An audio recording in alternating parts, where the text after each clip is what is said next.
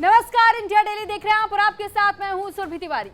तो अयोध्या में भगवान रामलला विराजमान हो गए हैं और जहां हजारों की संख्या में हर रोज भक्त आ रहे हैं, अपनी मनोकामनाएं और रामलला में विश्वास का भाव लेकर के आ रहे हैं। लेकिन इसी देश की एक बेटी ने राम गमन मार्ग पर चलने का संकल्प लिया है। उसने देश को जीवित रखने के लिए अयोध्या से निकलकर राम के पद चिन्हों पर चल दिया है, ताकि जल, जंगल और नदियों को बचाया जा सके, सांस लेने के लिए पेड़ों को लगाया जा सके। ये रिपोर्ट देखिए।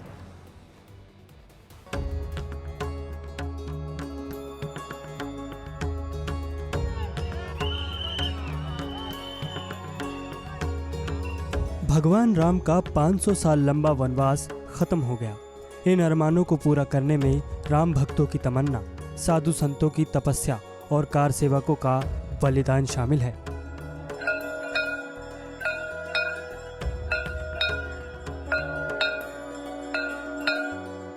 इस संघर्ष को कौन भूल पाएगा, जब राम के नाम पर सड़कों पर श्रद्धालुओं के समर्पण का ऐसा अद्भुत नजारा देखने को मिला।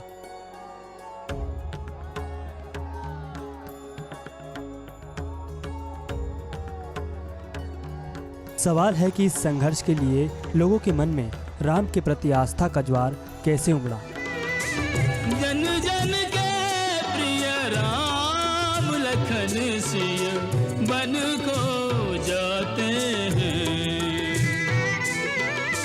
जन जन के प्रिय राम लखन सिय बन को जाते हैं। क्या राम के आदर्शों ने लोगों को अपने अंदर राम को देखने का सौभाग्य दिया? क्या राम के संघर्षों ने जीवन का मार्ग दिखाया? एक राजा के राज दुलारे बन बन फिरते मारे मारे। एक राजा के राज दुलारे बन बन फिरते मारे मारे। इन तस्वीरों को जब जब लोग देखते हैं तो राजा दशरथ की आज्ञा के प्रति राम का समर्पण दिखता है। वो एक माँ और एक पिता के आज्ञाकारी पुत्र की परिभाषा को गढ़ते हैं, लोगों को जीवन का मार्ग दिखाते हैं, मुश्किल हालातों में लोगों को जीना सिखाते हैं और 14 साल का वनवास जंगल के रास्ते पर काटते हैं। सोचिए, आज क्या ये सब संभव है?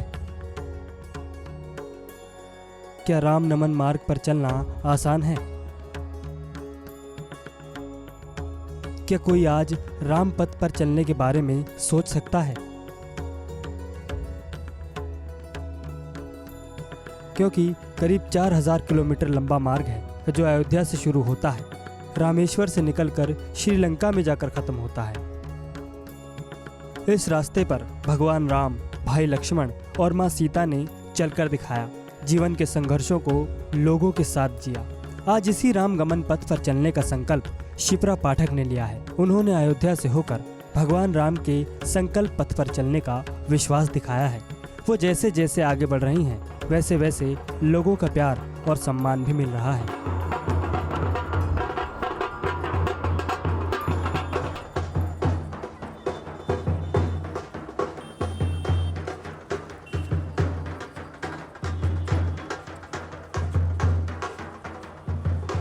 ये स्वागत और सत्कार शिप्रा पाठक का इसलिए हो रहा है क्योंकि उन्होंने भगवान राम के संकल्प पथ पर चलकर भगवान राम को घर घर पहुंचाने का संकल्प लिया है। इस पदयात्रा को एक विशेष संकल्प के साथ तब किया गया है जब पूरा भारत राममय है और जब हर व्यक्ति अयोध्या की तरफ जा रहा है, तो मुझे लगा कि राम को सिर्फ अयोध्या तक सीमित नहीं रहना है, राम को हमें पूरे विश्व में फैला देना है।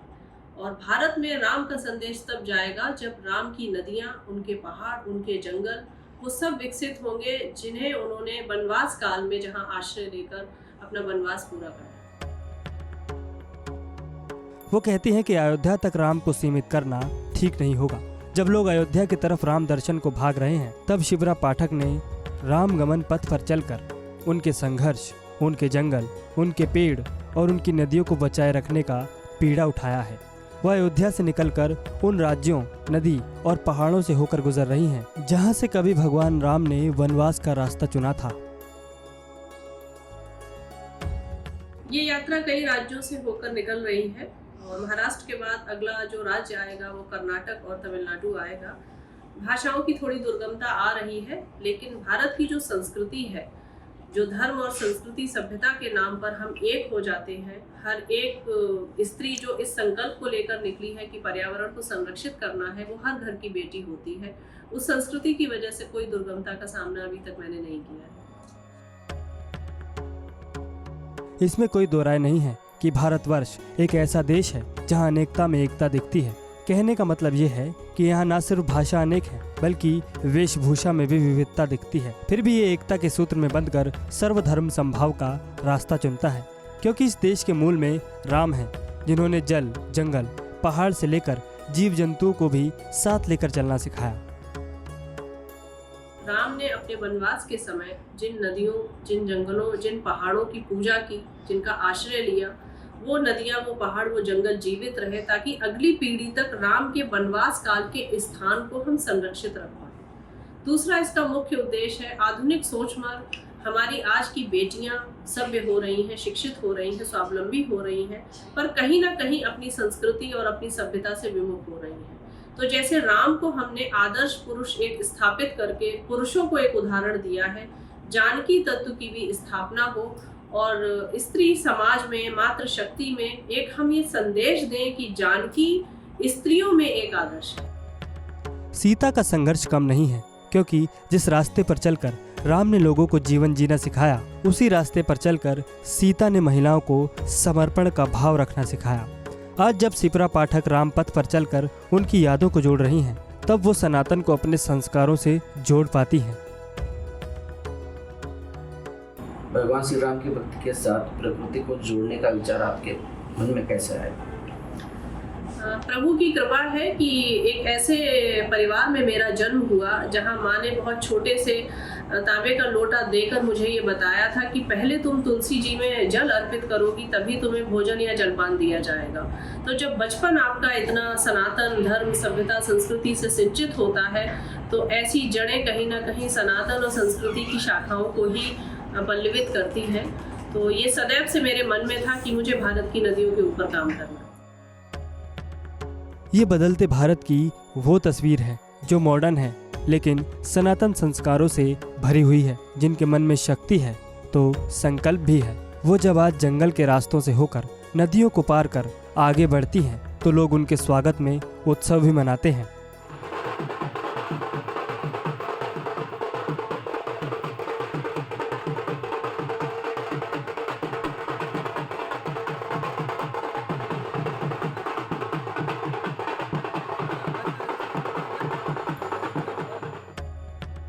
राम वो हैं जो अनेकता में एकता का पाठ सिखाते हैं।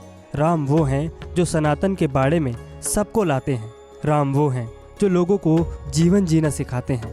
राम वो हैं जो सर्वधर्म संभाव से खुद को जोड़कर रखते हैं। आज जब भारतवर्ष में धर्मों के आधार पर बंटवारे की बात होती है, तो शिप्रा पाठक जैसी सनातन प्रेमी देश को जोड़े रखने की वकालत कुछ ऐसे करती है। आधुनिक भारत जो है, जो आज का भारत है, वो राममय भारत है। और जब मैंने उनसे बातचीत की और ये बोला कि हमारी यात्राओं का जो ये उद्देश्य है वो पर्यावरण संरक्षित करना है, वो नदियाँ जिनसे हम हिंदू जल पी रहे हैं, उससे आप भी जल पीते हैं, वो आपके लिए भी जीवन दे रही हैं। वो जंगल जो शुद्ध वायु हमें दे रहे हैं, वो आपको भी दे रही हैं। बस हमारी परंपरा में हमने उसे देवता माना है और आप उसे नहीं मानते होंगे शायद, लेकिन इस बात को उन्होंने समझा, सराहा और ये कहा कि इस तरीके का राममय भारत हमें भी चाहिए जो पर्यावरण की सुरक्षा को बनाते हुए चल रहा है। और नासिक में पहल हुई कि मुस्लिम वर्ग ने बोला है कि लगभग 50,000 पौधे देते हुए वो पहली राम जानकी वाटिका बनाएंगे। जल और जंगल ही हमारे प्राण हैं। कभी भगवान राम ने इन्हीं जगहों से घूमते हुए 14 सालों का वनवास काटा है। इन रास्तों पर चलना आज भी आसान नहीं है, क्योंकि कहीं पहाड़ है तो कहीं घने जंगल, तो कहीं नदियों से होकर गुजरना पड़ता है। लेकिन आज की पीढ़ी में जन्म लेने वाली शिप्रा पाठक राम गमन मार्ग पर चलकर दिखा रही हैं वो इन मार्गों पर आ रही चुनौतियों को कुछ इस तरह से बताती हैं। पद यात्रा में पहली परेशानी तो यही होती है कि शारीरिक क्षमताएं बहुत क्षीण होती हैं और आप तय नहीं करते हैं आप कितना चलेंगे। ये मार्ग तय करता है कि आज आपको कितना चलना है। कई बार आपकी क्षमता जो है वो 30 किलोमीटर ही होती है, पर आश्रय जहाँ लेना है वो 38 किलोमीटर है, तो 8 किलोमीटर आपको अपनी संचित ऊर्जा से चलना पड़ता है। तो शारीरिक व्यवस्थाएं तो थोड़ा सा डगमगाई, पर मानसिक बल आप लोगों के स्वागत ने, जो भारतीय स्थानीय लोग मिल रहे थे, उनका स्वागत, उनका प्रेम, उनकी आत्मीयता और जिस तरीके से वो उत्साह से उस यात्रा का सम्मान करते हुए स्वीकारता उस यात्रा को मिल रही है, तो उससे वो शारीरिक थकान भी कहीं ना कहीं उतर जाती है। शिप्रा पाठक इसी ऊर्जा की बात कर रही हैं क्योंकि लोग उनके संकल्प और विचारों से प्रभावित हैं। आज जब जल, जंगल, जमीन से लेकर नदी और नालों पर विकास के विचारों ने कब्जा कर लिया है, तब उनको बचाने का संकल्प इस लड़की ने लिया है। आज इसके संघर्ष का हिस्सा मोहन भागवत भी बन गए हैं। लेकिन वो लोगों से अपील करती हैं। वो कहती हैं कि अगर इस देश को बचाना है तो फिर जल और जंगल को बचाने वाला इंसान सबसे बड़ा है।